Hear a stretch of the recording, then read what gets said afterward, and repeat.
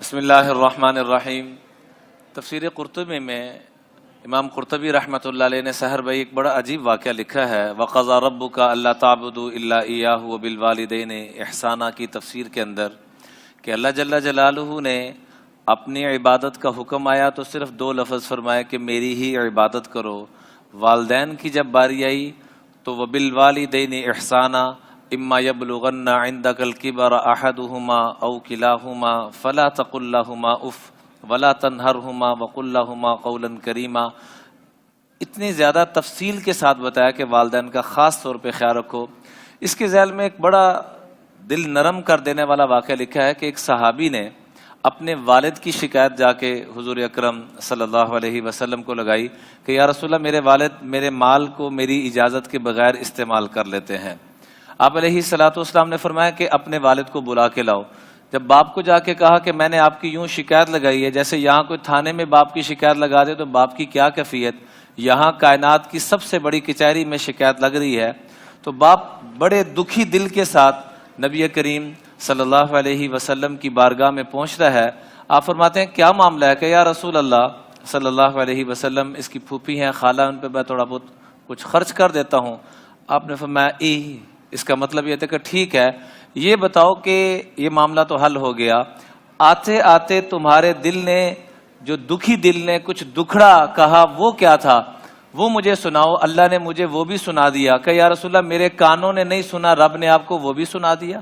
کہاں رب نے مجھے وہ بھی سنا دیا۔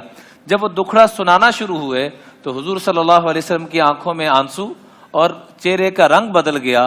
کیا کہا؟ غزوتک مولودا ومنتک یافعا تعل بما اجنی علیک وتنہل اذا لیلۃ ضافتک بالسقم لم ابت لسقمک الا ساہرا اتململ کانی انا المطروق دونک بالذی طرقت به دونی فعینی تحمل تخاف الردا نفسی علیک وانہا لتعلم ان الموت وقت مؤجل۔ جب یہ دکھڑا کہا، اس کا مختصر سا مفہوم میں عرض کرنا چاہوں گا۔ اے میرے بچے، جب تو چھوٹا سا تھا تیرے کھانے پینے کی فکر میں ایسے کرتا تھا کہ مجھے اپنی کوئی پرواہ نہیں ہوتی تھی، نہ تیری ماں کو پرواہ ہوتی تھی نہ مجھے ہوتی تھی۔ خود بھوکے کئی مرتبہ سوئے، تجھے کھلا پلا کے سلایا، خود گیلے بستر پہ سوئے، تجھے خشک بستر پہ سلایا۔ جب کسی رات تو بیمار ہو جاتا، لسقمک الا ساہرا اتململ، تو تیری اس بیماری کی وجہ سے ساری رات میں یوں تڑپتا رہتا ہے جیسے سانپ کا ڈسا ہوا تڑپتا ہے۔ کأنی انا المطروق دونک بالذی، گویا کہ تو بیمار نہیں ہوتا تھا، میں بیمار ہوتا تھا۔ اگلا شعر کلیجے کو کھینچنے والا ہے۔ تخاف الردا نفسی علیک وانہا لتعلم ان الموت وقت مؤجل، باوجود اس کے کہ موت کا وقت مقرر ہے، لیکن اے میرے بچے تو جب بیمار ہوتا تھا میری یہ کیفیت ہو جاتی تھی، کہیں میرے بچہ مرنے والا تو نہیں ہو گیا، میرے بچے کو کچھ ہو تو نہ جائے۔ باپ کے مرنے پہ اولاد کو ایک دفعہ وہ دکھڑا دیکھنا پڑتا ہے اور بڑے بڑے پتھر دل رو پڑتے ہیں، اور باپ کیا کہہ رہا ہے کہ تو جب بیمار ہوتا تھا تو جو مرنے پہ تکلیف ہوتی ہے مجھے وہ تکلیف ہوتی تھی۔ تخاف الردا نفسی علیک وانہا لتعلم ان الموت وقت مؤجل فلما بلغت السن والغایۃ التی، جب تو جوان ہوا، بڑا ہوا، جس کی میں امیدیں لگایا کرتا تھا، جعلت جزائی غلظۃ وفظاظۃ، تو نے مجھے میرا بدلہ کیا دیا؟ میرے ساتھ بدتمیزی، میرے ساتھ سخت لہجہ، میرے ساتھ رویہ غلط کرنا شروع کر دیا۔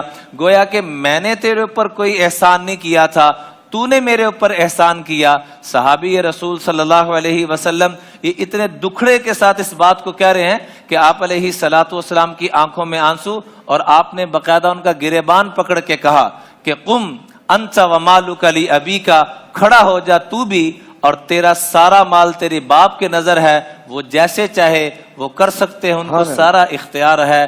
اس میں آخر میں ایک نقطہ عرض کرنا چاہوں گا۔ رب تربیت سے لیا گیا ہے، تربیت، رب اوپر تربیت کرنے والا، نیچے والدین تربیت کرنے والے۔ جو دیکھ کر تربیت کرنے والوں کا قدردان نہیں، وہ بن دیکھے رب کا بھی قدردان نہیں ہو سکتا۔